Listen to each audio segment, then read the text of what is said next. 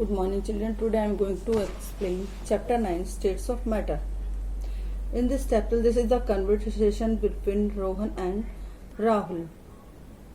Rahul, why are you looking so sad? इसमें रोहन राहुल से कहते हैं आप इतने परेशान क्यों दिखाई देते हैं. Then Rahul says my mother scolded me today because I broke the window pane. मेरी मम्मा ने मुझे आज डांटा क्योंकि मैंने एक विंडो पेन तोड़ दिया. ठीक है. While playing cricket in the drawing room, जब मैं कि ड्राइंग रूम में क्रिकेट खेल रहा था. Then Rohan says she did the right thing, उन्होंने बिल्कुल सही किया. Don't you know that the glass breaks easily, you should play outside. यानी कि आपको ये नहीं पता कि ग्लास आसानी से ब्रेक हो जाता है, ग्लास आसानी से टूट जाता है, आपको बाहर की तरफ खेलना चाहिए. ठीक. Then Rahul says I shall tell my father to make all window panes of wood और plastic, then this problem will solve. मैंने अपने पापा को बोला है कि जितने भी विंडो पेन्स हैं उनको वुड का यानी लकड़ी का और प्लास्टिक का बनवाएं, तभी ये प्रॉब्लम सॉल्व होगी. Then Rahul says tell me about the different stage, you have such funny ideas. यानी कि देन रोहन सेज कि तुम्हारे पास सारे ऐसे ही फनी आइडियाज होंगे तुम. ठीक है. Rahul there are different types of matter, यानी कि अलग अलग तरह के मैटर होते हैं. They are use for different things, जो कि कई चीजों के लिए यूज किए जाते हैं. देन राहुल, जब राहुल कहता है tell me about the different states of matter, यानी कि डिफरेंट स्टेट्स ऑफ मैटर के बारे में बताओ कि क्या होता है वो. We see such a large variety of things around us, हम अपने चारों तरफ कई वैरायटी की चीजें देखते हैं. Some are big while some are small, इसमें की कुछ बड़ी होती हैं और कुछ छोटी होती हैं. Some things are heavy whereas other are light, यानी कि उसमें से कुछ हैवी होती हैं, भारी होती हैं, और कुछ हल्की होती हैं. This is because different things have different masses. ये इसलिए होता है क्योंकि हर एक चीज में उसका वजन, किसी का डिफरेंट मास होता है, किसी का वेट हल्का होता है, किसी का वेट भारी होता है. Mass of a thing tells us how light और हैवी अ थिंग इज. जो मास होता है, किसी भी चीज का वेट होता है, वो हमें बताता है कि ये चीज कितनी हैवी है और कितनी लाइट है, यानी कि कितनी हल्की है. ठीक है. All objects also occupies space, यानी कि जो भी चीजें होती हैं, सभी चीजें स्पेस को कवर करती हैं. ठीक है. Whether a thing is too small और टू बिग, चाहे चीज छोटी हो या चीज बड़ी हो, तो वो क्या होता है, किसी भी स्पेस को कवर करती है. इट ऑक्यूपाइज सम स्पेस, यानी कि वो थोड़ा बहुत स्पेस जरूर कवर करती है, जगह जरूर घेरती है. Anything that has mass and occupies space, यानी कि कोई भी चीज जिसके अंदर वेट है और ऑक्यूपाइज स्पेस और स्पेस को कवर करती है, वो जगह घेरती है, इज कॉल्ड मैटर, उसको हम मैटर बोलते हैं. Okay. Now states of matter. States of matter क्या होता है. In nature matter can be found in 3 different states. हमारे इस नेचर में, इस प्रकृति में जो भी मैटर होता है, कोई भी चीज होती है, वो 3 स्टेट्स में पाई जाती है. कैसे. मैटर का जो स्टेट होता है सॉलिड होता है, solid, liquid and gas. These are the 3 states of matter. These 3 states can be change from one state to another, यानी कि जो ये 3 स्टेट हैं, इनको हम एक स्टेट से दूसरे स्टेट में कन्वर्ट भी कर सकते हैं. Now solid. सॉलिड क्या होता है. सॉलिड कौन सी स्टेट होती है. The substance which have a fixed shape and are hard and strong, यानी कि कोई भी एक सब्सटेंस, कोई भी एक चीज जो कि जिसकी अपनी एक शेप होती है और वो हार्ड और स्ट्रॉन्ग होता है, आर कॉल्ड सॉलिड्स, उसको हम सॉलिड्स बोलते हैं. They do not change their shape, वो अपनी शेप को चेंज नहीं करती हैं.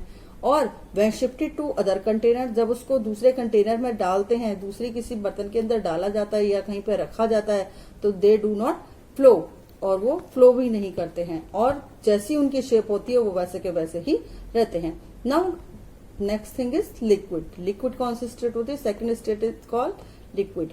The substances which do not have fix shape, यानी कि कोई भी एक सब्सटेंस जिसकी अपनी कोई शेप नहीं होती है, and take the shape of the container, और वो किसी भी कंटेनर की शेप लेते हैं, यानी कि जिस भी चीज को हम जिस तरह के भी कंटेनर में डालते हैं, जिस चीज को, वो उसी की ही शेप ले लेती है. इन विच दे आर पुट, उसकी शेप ले लेती है. आर कॉल्ड लिक्विड्स, उनको हम लिक्विड कहते हैं. दे फ्लो इजीली, वो आसानी से फ्लो कर जाते हैं. फ्रॉम हायर टू लोअर, और वो ऊपर से नीचे की तरफ आसानी से फ्लो कर जाते हैं. And therefore are called fluids, और इसलिए उनको फ्लूइड्स भी बोलते हैं.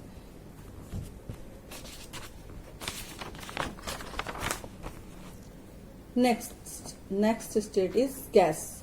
The air around us is made up of many types of gases. यानी कि जो एयर है हमारे चारों तरफ जो एयर है वो कई तरह की गैसेस से बनी हुई होती है, जो हमारी एयर होती है.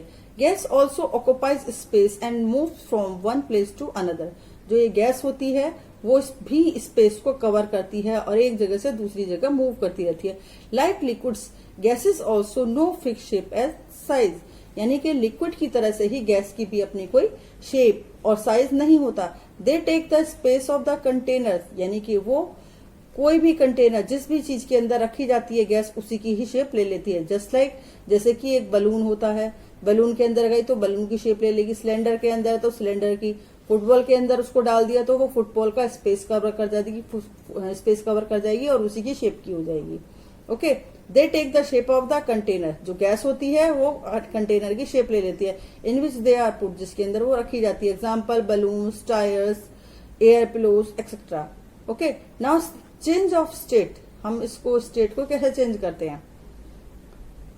The 3 states of matter can change from one form to another. जो 3 स्टेट्स होती है हम उसको चेंज कर सकते हैं एक फॉर्म से दूसरी फॉर्म में.